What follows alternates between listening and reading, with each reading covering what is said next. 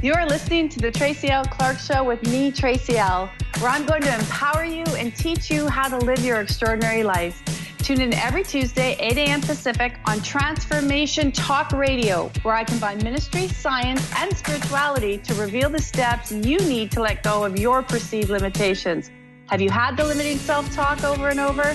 Have you noticed you allow your fears to hold you back? If you're truly ready for change, I invite you to join me, Tracy L Clark, and start your journey of transformation now.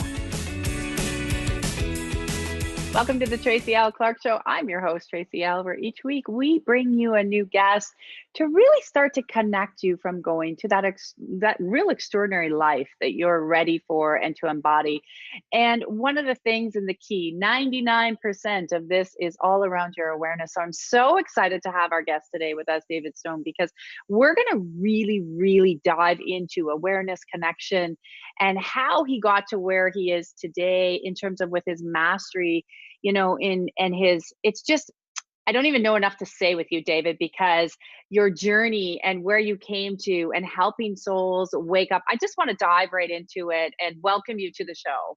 So welcome. Thank you. Great to be here. It's so great. I was going through, and I know we've talked before, and this Awaken into Mastery series, was it a download? And I want to talk more about it, why you came to it, because I agree with you. We have the same point of view that there's so many teachings out here and there's so much awareness, and we move energy and we let people get there to how they need to come to that arrival. But the connection to self and awareness is the key. And this is what I love about your work so much. Mm. Can you explain that? Like how you came into developing this series and, and I always like to write down, so I'd say it perfect, embodied soul awakening. But what was that moment that brought you into that mastery space for yourself? Absolutely. If I can go back 10 years, it was a moment where I did a liver flush, and being in the presence of my own body and really getting into the dark and dirty parts of myself, really flushing out all the impurities, the toxins out of my liver. It was done in a sacred way, in a group. So it was like a group liver flush where we were all doing it, about 10 or 15 of us, and doing yoga, and we were having a cleansing diet. And when I actually took the remedy to flush my liver out, I made a prayer, which was to connect with pure source. And I could not have imagined what would happen. Yeah, isn't that crazy? I was saying this earlier to someone today that people have tried to find all these detours, right, on how to awaken or how to connect with themselves. And the number one key is they forgot the connection with that pure source, divine God, love, energy. That relationship is number one. And so what would you say to people that are like, well, wait a minute, that seems a little odd. Shouldn't I have to do all these rituals? I agree. There's so much. It's such a trend to use ritual to connect with God and to source. But I think if you are really just in that that pure, simple innocence of a child, or if you look at a wild animal, the wild animal isn't doing ritual. When a baby comes through and it's really close to source, it's come out of pure source. It's not going, hey, let's all burn some incense and take some cacao. I jest, but it's the immediacy of the present moment. In the present moment, there aren't the layers and the filters and the beliefs and the traumas and the ancestral layers that stop you from having that immediacy of connection to the absolute, to the all that is. And I think in that liver flush, what happened was I reconnected in with the absolute, with the all that is. And it then showed me that I didn't need ritual to then be in that place. It was the ritual is a human made thing.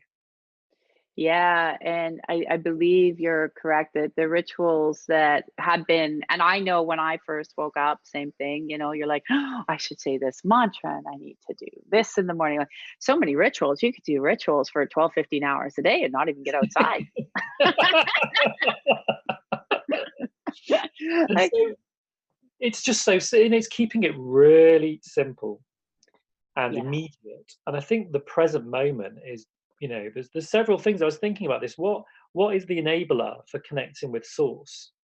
And it's, for me, it's the present Yeah. moment, but it's also a trust.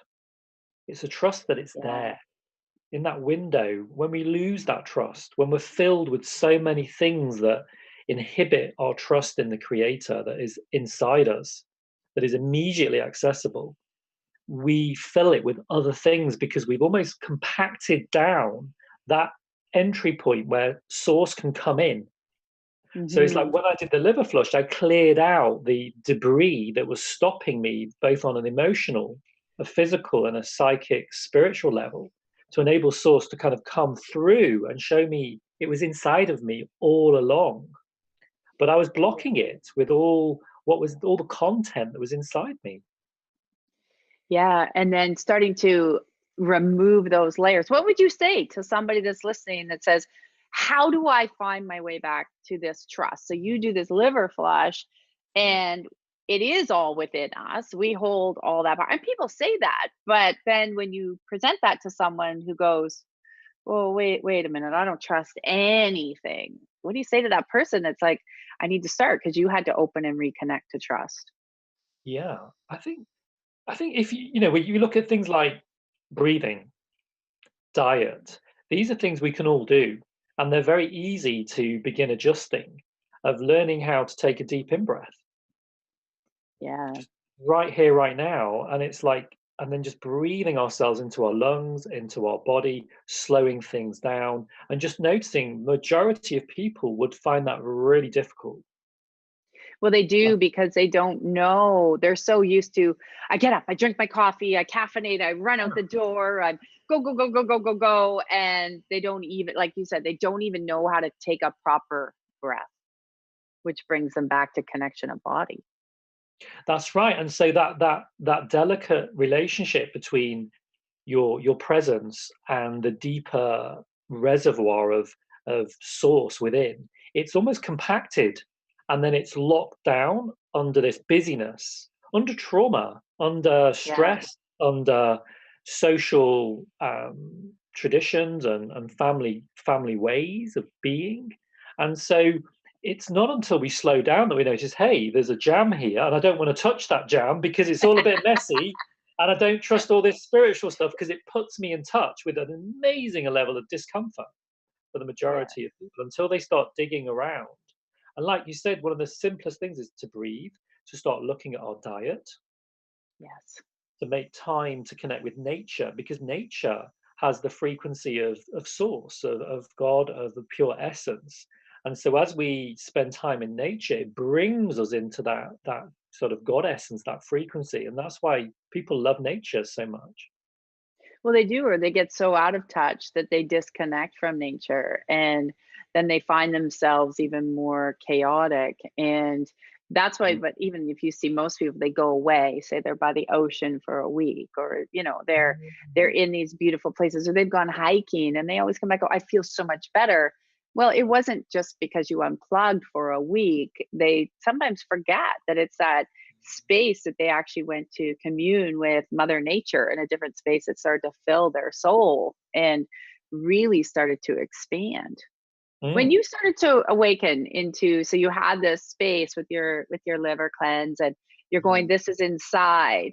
This is a big misconception, and I like to pull it out, and I believe you can do this very well, is that once you have that awareness, life is all roses and ponies and unicorns. And now I've awoken and I'm connecting, and now life is just, a fairy tale. There's a big Wow. I mean, I have to admit, I did enjoy a period of bliss, which is quite yes. unusual. A lot of people don't experience that. But I think the majority of the journey is then you get this spark, this awakening experience, and then it kind of sets as a stake in the ground.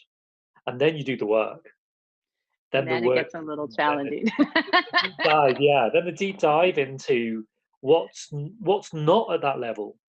And so then it's a descent. It's a descent into the body. It's a descent into what's filling you, what's kind of running you, patterns, emotions, dis-eases, and inquiring and moving through them with that, bringing that presence, that inquiry with that connection that you've kind of been hit by, that's come into you, sometimes involuntarily. Yeah. You know what? I want to talk about that a little bit more with you after the break is actually that dis-ease of the body that you start to realize when you open this connection to pure source energy. You start to really formulate that. Then, yes, you start to realize the dis-ease in the body, which isn't just disease, as people put it. There, that comes in many facets. So, just before we head to break, though, let me know, like, let our audience know how can they find you? What's the best website, the place that they can go? Because we're going to talk a little bit later about your master series as well. Great, yeah. So my website is embodiedsoulawakening.com. So that's embodiedsoulawakening.com, and there there's a loads of resources and all about me and what I do. Yes, and where you on the other side of the pond. So we'll be right back after the break where David's going to just enlighten us a little bit more when he started to have that awareness, the awakening of where the dis-ease in the body, how to look at it, some tips of how you can actually start to uncouple your awakening. And we'll get a little bit more into his mastery series right when we come back from the break.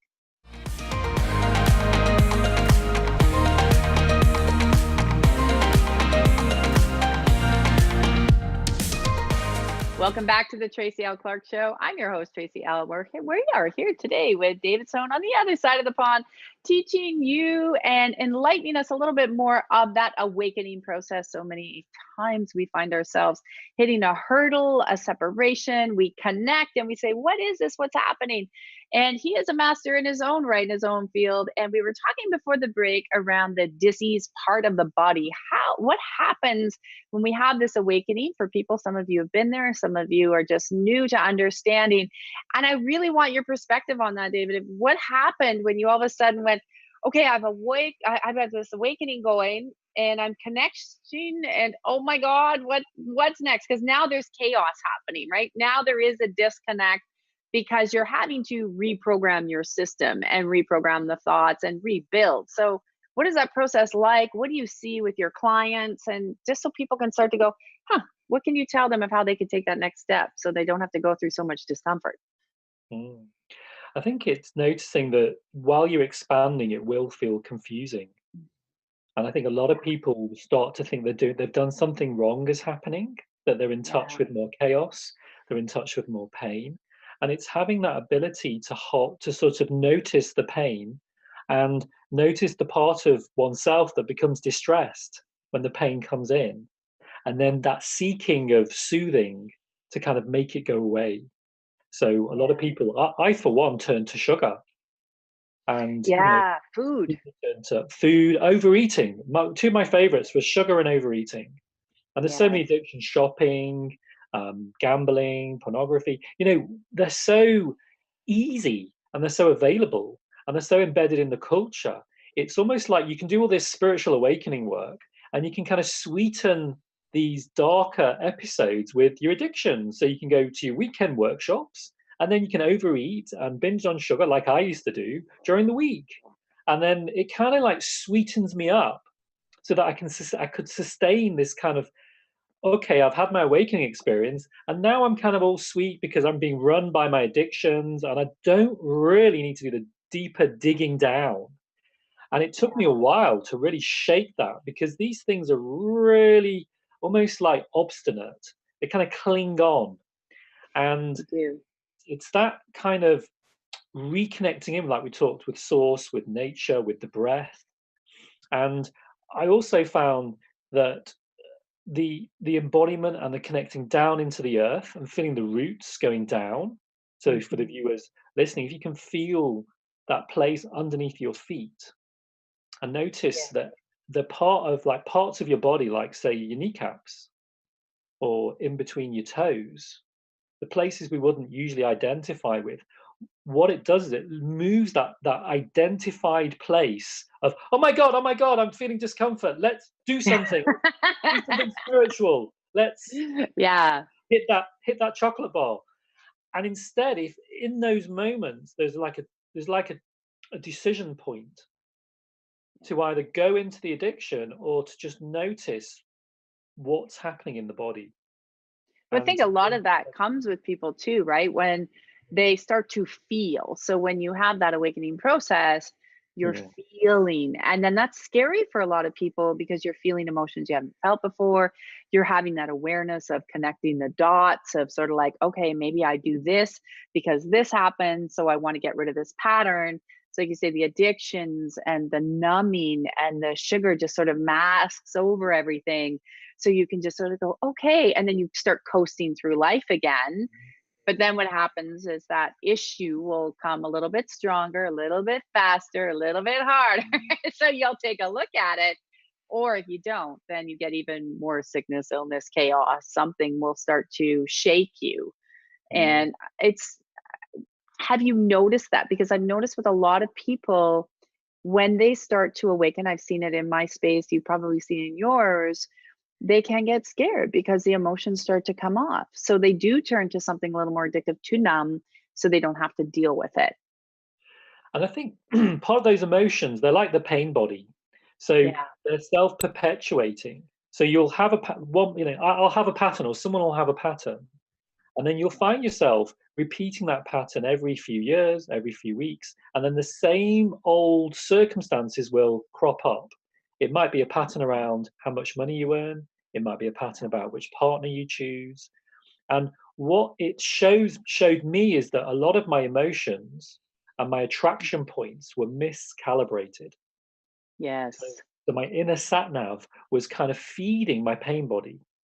Yeah. It And the felt pain body, it feels good because the pain body, unfortunately, in most of the world, we're taught to live through our pain body, not mm, our enlightened source body, right? So the yeah, pain body takes over. And I say it's, people get comfortable in functioning in dysfunction. So they know how to handle to function in dysfunction. They know how to do that. mm, But if they want to release that, it's like, oh, I don't know how to handle that. So let me go back to the pain body because at least I know what to do. I know, is like that person who maybe has struggled their whole life and they've always gone to the food bank and they didn't know any other difference. If you show them how they don't go to the food bank, they would get scared because it's like, well, wait a minute, I don't want to go to the food bank, but they know that they can go to the food bank. They know how to go get that food. They know where to go. And I think what you're saying too is a lot of the bodies just, they get so used to the pattern, they don't even know it's a pattern anymore. that's right. And to change, you have to change. Yeah. So when you hit those kind of crisis points where the whole nervous system is going to be completely screwed up, it's very tempting to then reach out to the familiar ways in which you kind of cosset the nervous system. And actually, most of the time, you're actually very close to a point of change. So, one Mhm. example for me would be where I'd hit a point of a breakdown in a relationship with a friend or a lover, and then I'd give up on it. My feelings of anger and my emotional outbursts were so strong, and if I'd express them, it would kind of melt down the relationship. And if I didn't express it, it would melt me down. Yeah. So the choice was either to blast the person or to retreat and to kind of really do some damage to myself and then deny that person the intimacy of what was going on for me. And I look at that loop and I look at how I've grown through it and how I've been able to sit with those places that where literally the whole nervous system needs to rewire itself of sitting in the kind of the fire, sitting within the cauldron. And it's when you're in that cauldron that you need that support, whether you do that yourself through your own guidance or with a trusted other or a trusted teacher or a group who can literally hold the source around you, that connection, so that you're literally bathed in that connection to source, so that you can learn to trust that as you enter into these emotional states, whichever your version of them are, whoever's, our listeners, that you've got the faith that when you go into these kind of breaking points, that you know that if you can break the patterns by seeing the illusion of who you've fixed your sense of self to be as the protagonist, as the victim of the other person, of the victim of circumstance. So it's really learning to be with victimhood. And Yeah. for me, that's a really hungry, young part of me and of many of us where we're little children seeking that support. and we need soothing, we need validating. And quite often what we do is we never got that, so we went into siding, we went into they're a baddie, they made me feel bad, it Yeah. was catastrophic, I feel terrible, I feel ashamed, I feel guilty, I feel rejected, all the core wounding. And so as we learn if we can calm the system enough so that we can see the position that we've taken as the victim, as the wounded child, where we're fixated on our point of view, we're fixated in being destabilized and spinning out. And it's in Yeah. those moments where when you can bring your connection to your body, to nature, to your practices that reconnect you to source, where you can literally lift that up out of the kind of swamp and like the phoenix rising, it's the rebirth. Those are actually our greatest opportunities to rebirth ourselves. And I want to talk a little bit more about that nervous system and the rebirthing Mm, when we come back after break, because you touched on a few very key points. And I know, as somebody who studied the body a lot, and we share a lot of similarities that way, that I think we can expand. I'd like to, for the audience, I know as a body regen teacher, saying to people, if you're understanding the nerve system and all the innate system, all those little memories are in there, like you said, and it does need repair. And quite often, when we have breakthroughs, the body can get a cold or a flu, and all it's doing is recalibrating. And a lot of times when people go through this change, what happens, they do get scared because the body may not be performing at the optimum space. But it's just like when your car has to go in to get detailed. You have to let it go, let them clean it out, and let them detail it. Well, your body just needs to take that rest to recalibrate. And I want to talk to you a little bit more about that after the break, because about recalibration and understanding that sometimes we just need to sit in the experience we're having and not run away. So we'll be right back after the break with David.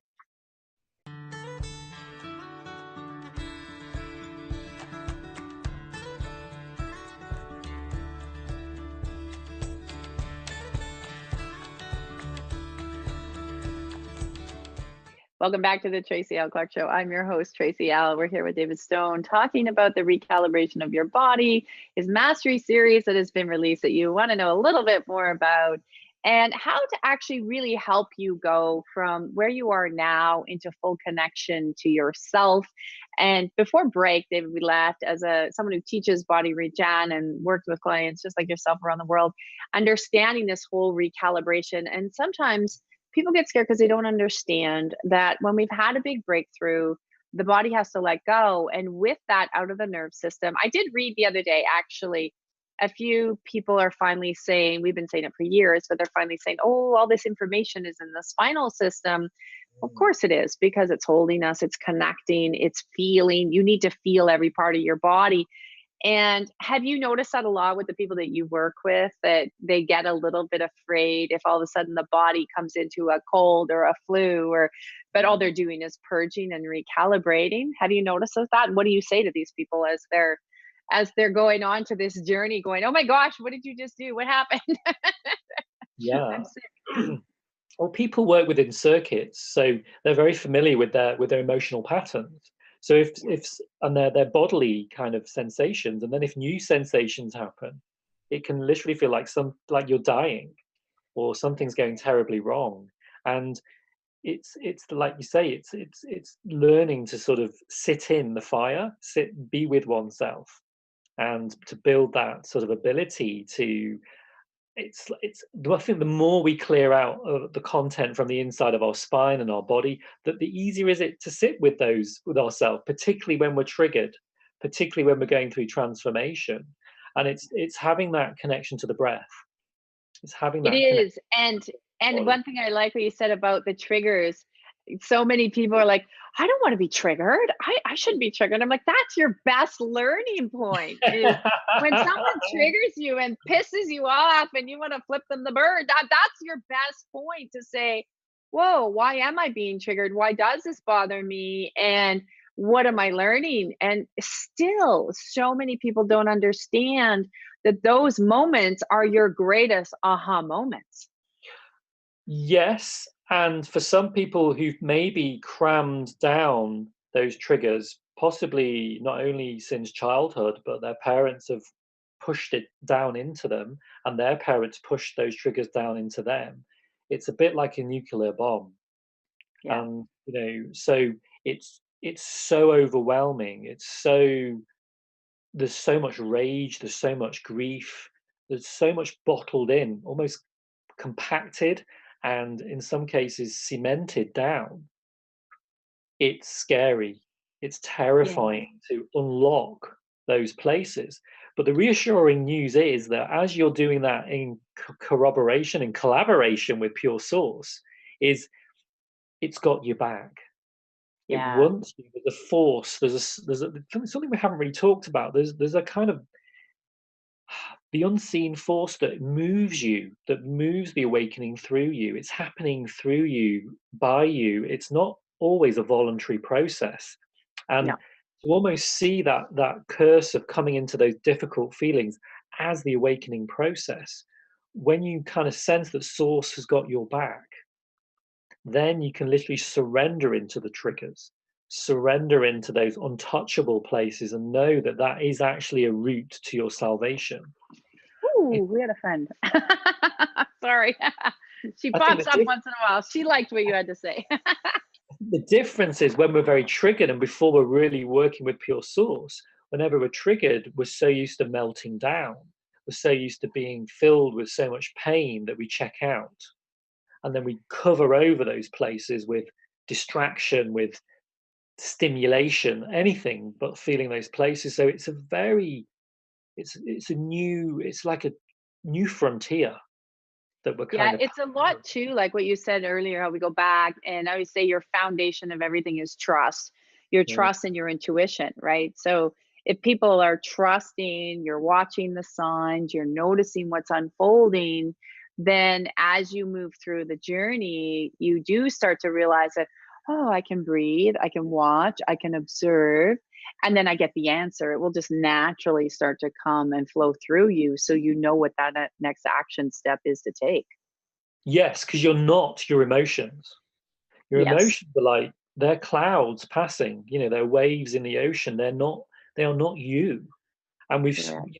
we've so identified with our emotions, and that's where the miscalibration comes in, because quite often we've inherited our emotional patterns, or they Mhm. come out of trauma, they come out of lack, limitation, poverty, separation. They come out of all these fear placed, you know, um, uh, these places of fear that we hang on to them because they're our safety, they're our crutches, and our security.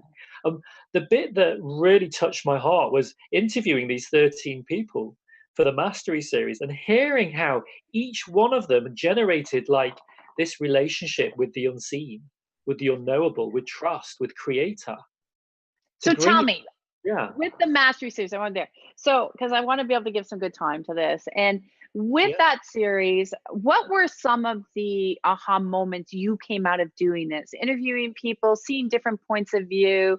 What were that aha? You're like, wow, why don't people know this? That's a big question. And one, I think I like to talk in examples rather than abstractions. And one Please, example absolutely. was a lady who unfortunately didn't make the mastery series, but she really did develop a mastery in herself. And she had this congenital disease Mhm. which suddenly appeared in her, I think in her 30s or late 30s, early 40s, where her retinas dropped on the same day. She was looking at somebody and that person's face disappeared and merged with the tree behind them. And then the Wow. next thing she knows, she's lost her eyesight within 24 hours. Both her retinas just dropped away with no prior warning. And so that lady had sort of 3 years of surgeries. She was under the knife, under anesthetic for over 90 hours. She had to lay face down for 3 years. She couldn't literally, in between Wow. the operations, she had to have her eyeballs pointing at the ground to allow the retinas to come back. And you think about what that taught me was that that lady in those 3 years had plenty of time on her hands, stuck in Mhm. one position with no eyesight. She couldn't see. Yeah. And she opened. She let go of her, what I would call flawed sat nav or calibration system, and she opened to something she didn't quite know. She didn't know what she Yeah. was opening to, but she opened to a pure source. And Yeah. in that opening was the healing. It was the releasing of the trauma. And she's now got 80% vision in one eye and 60 in the other. And, I met her in a cafe. She had contact lenses on. And, her husband drives for her because Yeah. although she could drive, she's not allowed to because the government doesn't perceive that someone who's been blind could ever possibly drive again. But she's got, 80, Wow. probably got better eyesight than I have. Yeah. And I She can't think even what take that a test, which is sad. Actually, that's a sad point because then that's saying that no soul has an ability to change or transform because based on this, that's your outcome. That's yes. what's happening. So that kiboshes a lot of growth for people. Okay, I have it. That's it. And this is what we're up against as pioneers. We've not only got the established medical profession, we've not only got the sort of established sort of legal system, because that's the law in England, but we've also got many wonderful and brilliant new age and alternative medical professionals, but they're also working in this kind of iterative way that doesn't account for huge leaps and huge changes that are accessible when we're working in a direct relationship with pure source. Yeah, it's sad hearing that. I was reminded of a friend of mine who's very connected and very gifted, and he was on our show a while back, and he was talking about how he'd met a man that was deaf for 47 years, and basically he's like, "Okay, here, open your ears," and they opened. So this man that had been deaf for 47 years, so he's only been hearing for the last 2 months, but Wow. he can hear clear. So imagine now he's recalibrating, relearning, but being told that based on the fact you've been deaf for 47, now you can hear, you're not allowed to do all these things that you couldn't do when you were deaf.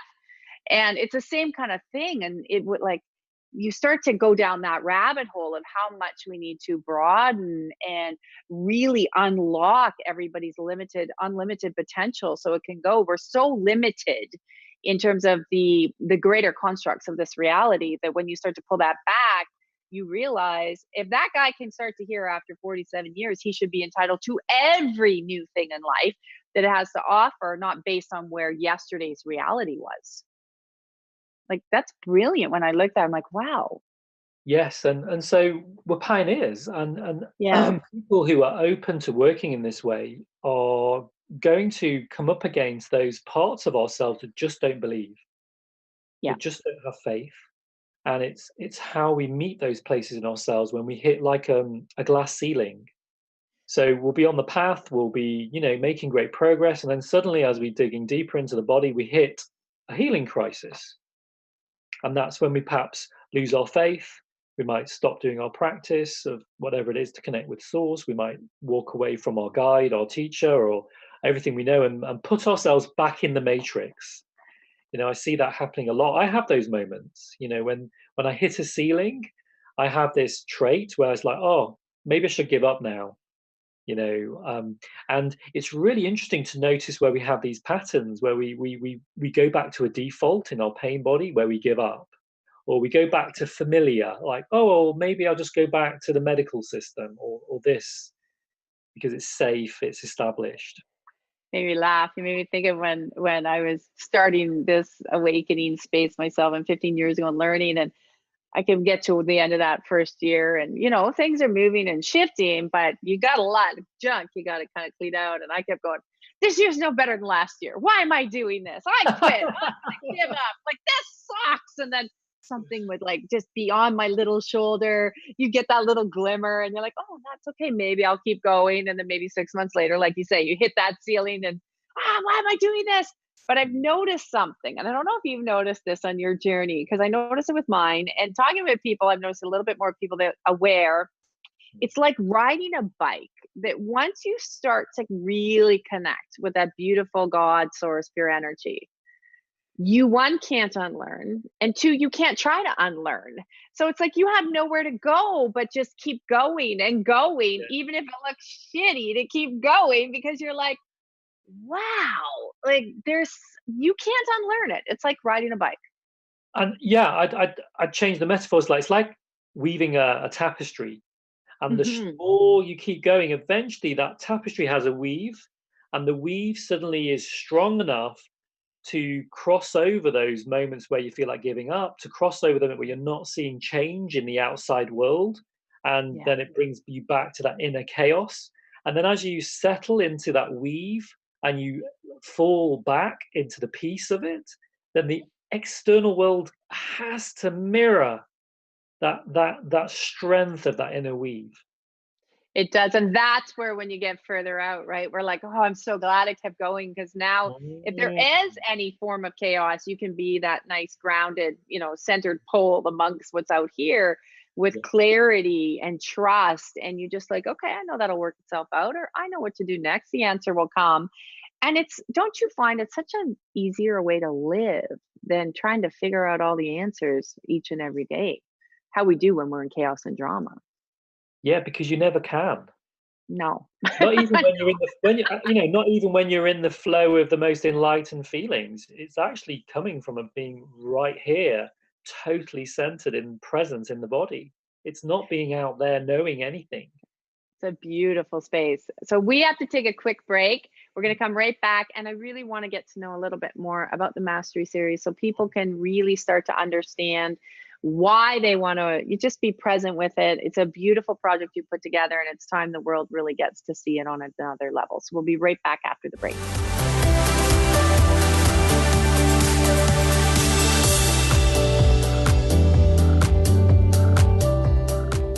Welcome back to the Tracy L Clark Show. I'm your host, Tracy L, and we are discussing mastery, connection, and really your divine connection with Source. I just want to take a minute and encourage you, though.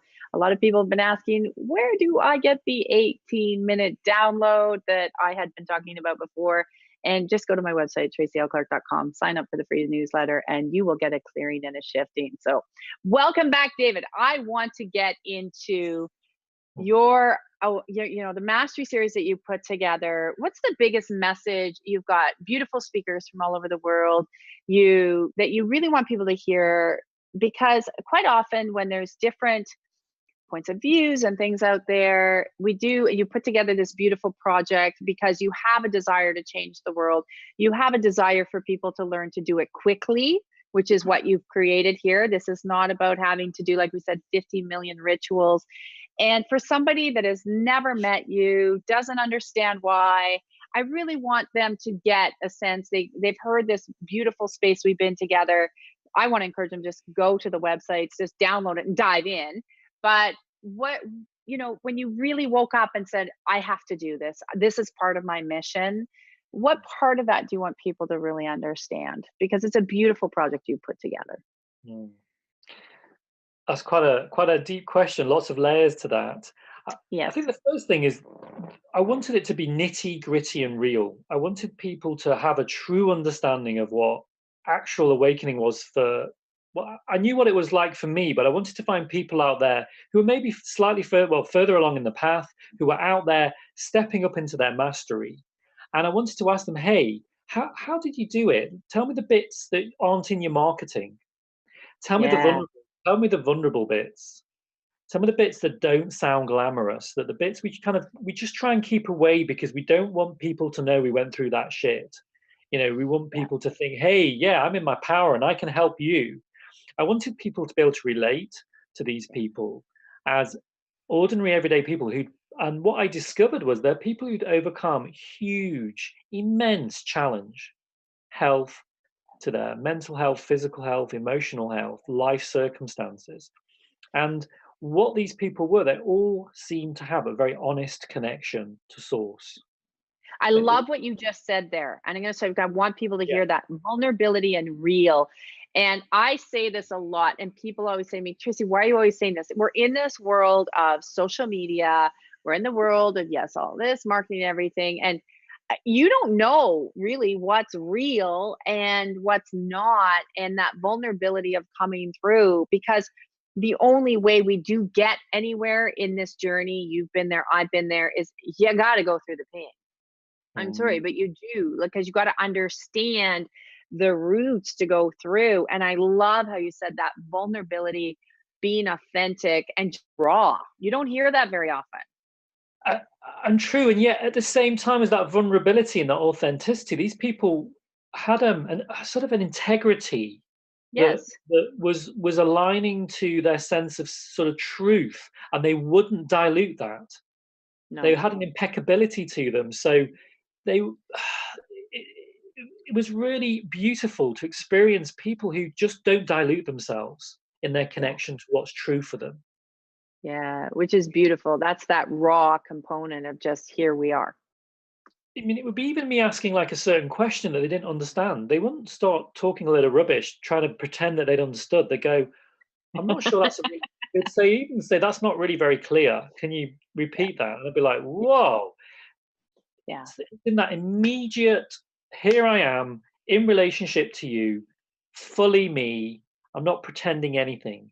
I'm not Yeah. pretending to be anything. I'm not pretending to be anyone. Here I am in my wholeness, showing up without any pretenses, any acts, or what I saw was these were the sort of people who were the same. Maybe when you're hanging out with them, in the supermarket, as they would be when they're out there doing their profession. They're not people who have one persona for the general public and another persona on the inside. Um, Yeah, no masks. And that is the only way that you can actually hit that level is no masks. It's like I used to say, this is what you see is what you get. You're going to like it or you're not, but that's just the way it's going to be. Because when you grow up in this space of masks, lots of us had them, and you learn to take them off. I realize living a little raw, just here I am, is a lot easier than what mask do I need to wear today? You're getting all confused. So it is, it's that connection that's so lovely. So, how many people do you have in the there's series? there's 13. There's 13 individuals, and we've Okay. got a beautiful balance of people from all around the world, of genders, and basically these people had something in them, their spirit, that was unbreakable. They'd go Yeah. through intense brokenness, but they would not give up. All of them, kept going towards that sort of that inner place of clearing out, of not wanting to stay stuck where they were stuck, where they were traumatized, where they were ill, injured. We had somebody who was blown up in the IRA bomb, and um, Rob, and he overcame that through an incredible journey of pulling out the trauma out of his body from his military career and from the being in an IRA bomb, and just the most incredible story.